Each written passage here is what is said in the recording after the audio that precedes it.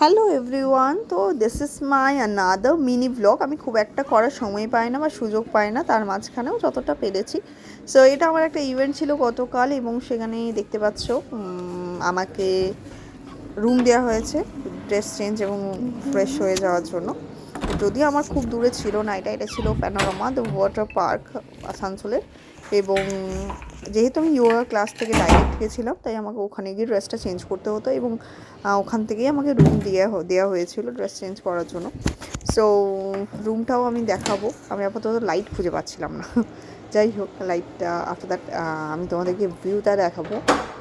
Room থেকে side ভিউটা খুব সুন্দর লাগছে, এবং ওদের ওপেন লন আছে যেখানে ম্যারেজ ইভেন্ট করানো হয়, ম্যারেজ ইভেন্টগুলো হয়, বা ওপেন যে ইভেন্টসগুলো হয় সেগুলো ওখানে হয়। তো অসাধারণ ছিল জায়গাটা, এবং আমার ওখানে গেলে না খুব খোলামেলা মনটা খুব ভালোও হয়ে যায়। And you can see side থেকে ভিউটা দেখা যাচ্ছে। আপাতত আমি লাইটসগুলো অন করি, অনেকক্ষণ ধরে খোঁজার পর আমি লাইটসগুলো পেলাম। দেন এই যে সো বাইরে ভিউ, সিজন যেহেতু স্টার্ট হয়ে গেছে, সবাই সিজনের জন্য ব্যস্ত। অ্যান্ড নেক্সট আমরা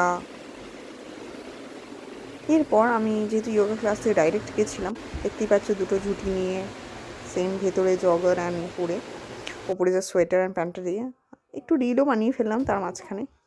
এরপর খাওয়ার পালা, যেহেতু যোগা ক্লাস থেকে গেছিলাম ডাইরেক্ট 4টের সময় বেরিয়ে, দেন যোগা করে দেন গেছিলাম। তো আমি খাওয়ার সবসময় ম্যাক্সিমাম ক্যারি করি, না হলে খেয়েই যায়। আর এই যে খাওয়ারটা, এটা ব্যাপারে আমি ভবিষ্যতে বলবো, অনেকে কৌতূহল দেখিয়েছে। আচ্ছা, এরপর আমি রেডি হয়ে স্টেজ চলে এসেছি কাজের জন্য, অল সেট, এবং ব্রিফিং অ্যান্ড অল নেওয়াও হয়ে গেল। সো